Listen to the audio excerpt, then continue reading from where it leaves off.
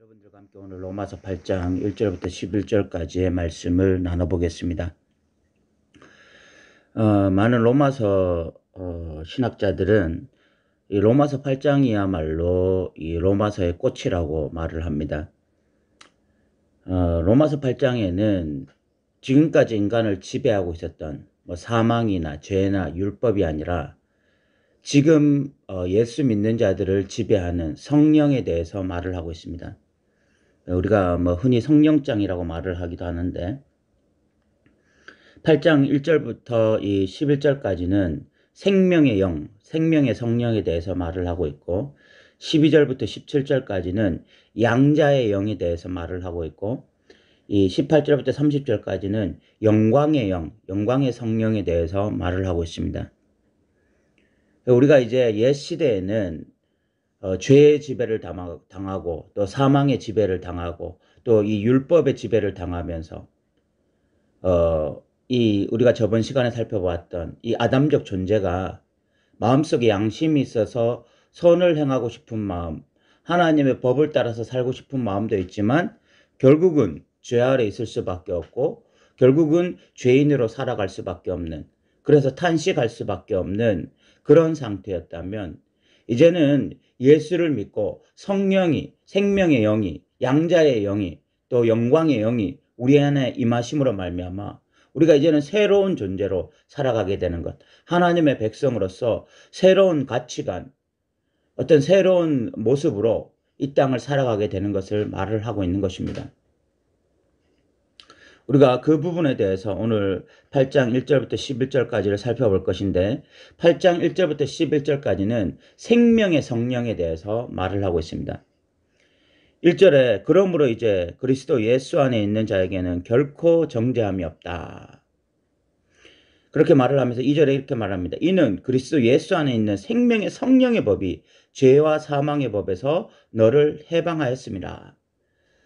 우리가 이제는 결코 정죄함을 받지 않는다. 하나님의 심판대 앞에서 죄인이라고 판명나지 않는다. 그 이유가 뭐냐? 우리 안에는 성령의 법이 우리 안에 있다는 것입니다. 생명의 성령의 법. 다시 말해서 성령이 우리 안에 내주하신다는 것입니다. 이제는 죄와 사망이 우리 몸에 내주하는 것이 아니라 이제는 성령이 우리 안에 내주하시기 때문에 우리는 이제 결코 정죄함을 받지 않는다는 것입니다. 성령이 우리 안에 거하는 자들은요, 이제는 결코 심판받지 않을 것입니다. 그런데 이 성령이 거하는 자들, 죄가 지배하지 않고 사망이 지배하지 않고 율법이 지배하지 않고 성령이 지배하는 자들의 특징이 뭐냐면 그 안에 새로운 생명이 주어졌다는 것입니다. 이것이 중요합니다. 성령이 임한 자들에게는요, 생명, 능력, 권능 이런 것들이 우리를 지배하게 되는 것입니다. 성령의 생명, 성령의 능력, 성령의 은혜가 우리를 지배하게 되는 거죠. 그래서 3절에 율법이 육신으로 말미암아 연약하여 할 수 없는 그것을 하나님은 하시나니 곧 죄로 말미암아 자기 아들을 죄 있는 육신의 모양으로 보내어 육신의 죄를 정하사. 율법이 육신으로 말미암아 연약하여 할 수 없는 그것. 율법은 하나님의 법으로서 완벽한 어떤 법이었지만 그러나 율법이 가지고 있는 기능적 한계가 있었습니다. 그 율법의 기능적 한계는 바로 인간을 의롭게 할 수 없는 그런 기능적 한계가 있었습니다. 그것을 연약하다고 표현한 것입니다. 율법은 연약한 부분이 있었어요. 그것이 완벽한 법이 아니라서가 아니라 율법이 가지고 있는 기능적 한계, 그것은 사람을 의롭게 할 수 없었고 사람에게 진짜 생명을 불어넣을 수 없었고 사람을 의롭게 살게 만들지 못했습니다. 그런데 그 율법의 요구를 따라서 아들이 육신을 입고 이 땅에 오셨습니다. 그래서 율법의 요구를 이루셨어요. 4절에 보면 육신을 따르지 않고 그 영을 따라 행하는 우리에게 율법의 요구가 이루어지게 하려 하심이라. 아들이 왜 육신을 입고 이 땅에 오셨는가? 율법이 요구한 게 있어요. 그것이 뭐였죠? 하나님을 사랑하고 이웃을 사랑하라는 의로운 법이었습니다. 그런데 죄 아래 놓여있던 아담적 존재였던 이 인간들은요, 하나님을 사랑하고 싶고 인간을 사랑하고 싶어도 죄 아래 놓여있기 때문에, 죄의 지배를 당하고 있기 때문에 율법의 요구를 이루지 못했습니다. 하나님을 사랑할 수도 없었고 사람들을 근본적으로 사랑할 수도 없었습니다. 결국 율법의 요구를 따라서 죄의 삭은 사망이고 그래서 죽어야 됐는데 아들이 율법의 요구를 이루신 것입니다. 대신 십자가에 못 박혀 죽으심으로 말미암아 우리에게 어떤 길을 열어놓았느냐. 생명의 성령의 법, 생명의 성령이 우리를 지배함으로 말미암아 다시 하나님을 사랑하고 이웃을 사랑할 수 있는 존재로 바꿔놓은 것입니다. 그러면서 5절부터 보면 육신을 따르는 자는 육신의 일을, 영을 따르는 자는 영의 일을 생각하나니 육신의 생각은 사망이요 영의 생각은 생명과 평안이다 라고 말을 하고 있습니다. 육신을 따르는 자라는 것은 여기서 믿지 않는 자들을 의미합니다. 믿지 않는 자들은요 육신의 일만 생각합니다. 그러나 이제 성령이 임하신 자들, 성령의 지배를 받는 자들은요 영의 일을 생각하는 것입니다. 그래서 육신의 일을 생각하는 자들은 결국은 종착지가 사망입니다. 심판입니다. 그러나 영의 생각, 성령을 따르는 자들은요 그 안에 생명이 있고 평안이 있다는 거죠. 성령을 따라 살기 때문에 지나치게 두려워하지 않고 불안해하지 않고 그 안에 생명이 있고 평안이 있는 것입니다. 그리고 7, 8절에 보면 육신의 생각은 하나님과 원수가 되나니 이는 하나님의 법에 굴복하지 아니할 뿐 아니라 할 수도 없습니다. 육신에 있는 자들은 하나님을 기쁘시게 할 수 없느니라. 우리가 7장에서도 살펴보았지만 이 아담적 존재, 이 죄 아래에 있는 자들의 특징이 뭐냐면요 하나님과 원수가 되는 것이고 하나님의 뜻을 따라서 전혀 살 수가 없습니다. 하나님을 기쁘게 할 수 있는 가능성이 1%도 없어요. 죄 아래 놓여 있기 때문에 죄만 따르면서 살아가는 것입니다.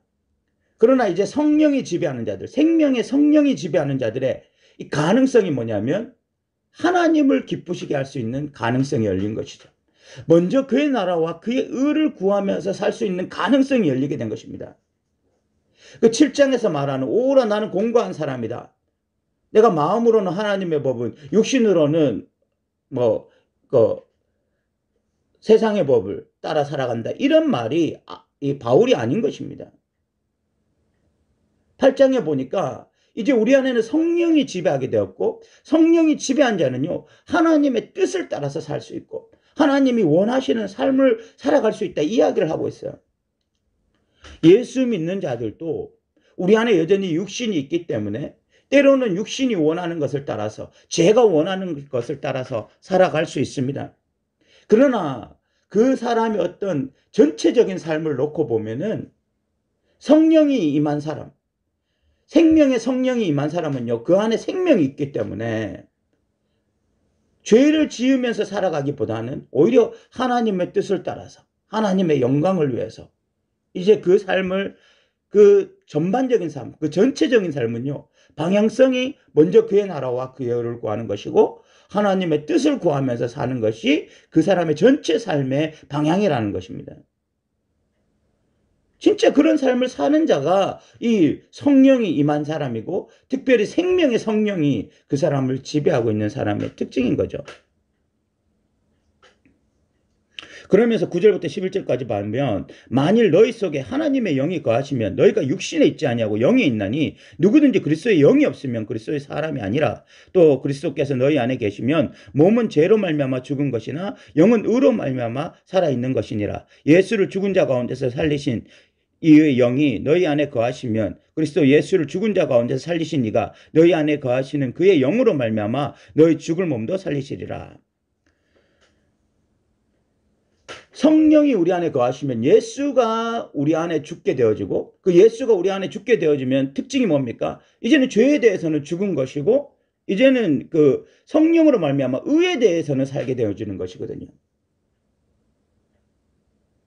우리는 예수 믿고 난 다음에 성령의 생명의 성령이 우리에게 임하시기 때문에 죄에 대해서는 점점 죽어가요. 그리고 의에 대해서는 점점 살아나는 것이 진짜 그리스도인의 특징입니다. 그리고 11절에 결국은 예수를 죽은 자 가운데서 살리신 이의 영, 그 부활의 영, 예수를 죽은 자 가운데서 살리신 이 성령께서 결국은 너희도 마지막 날에 죽을 몸도 살리시는 거죠. 최후 구원도 일어나는 것입니다. 그러니까 지금 이 이야기는 이 8장 1절부터 11절까지의 이야기는 이제는 생명의 성령의 법이 우리를 지배하고 그리고 우리 안에 거하시기 때문에 우리가 이제는 하나님의 뜻을 추구하면서 하나님이 원하시는 삶의 방식으로 살아가다가 마지막 최후 우리가 죽고 난 이후에 생명의 성령의 영이 부활의 영이 되어서 우리를 다시 살려서 우리가 완전한 영생에 이르게 될 것이다. 이 이야기를 하고 있는 것입니다. 사랑하는 성도 여러분, 로마서 8장은 로마서 전체의 꽃입니다. 이 신칭이 믿어서 구원받는다. 우리가 믿을 때 어떤 일이 일어나느냐? 생명의 성령의 법이 우리 안에 들어오십니다. 그래서 우리 안에 새로운 생명이 주어지게 되어집니다. 그 새로운 생명은요, 율법이 하지 못했던 일. 율법은 의를 요구했으나 그러나 인간들은 죄 아래서 이 의를 행할 능력이 없었고 그런 무능력한 상태에 있던 인간을 생명이 주어져서 이제는 하나님의 뜻을 따라서 하나님이 원하시는 삶의 방식을 따라서 살 수 있게 만들어주시는 분이 바로 성령님입니다. 우리는 이 시대에 살고 있어요. 이 새로운 일이 일어난 시대에 살고 있습니다.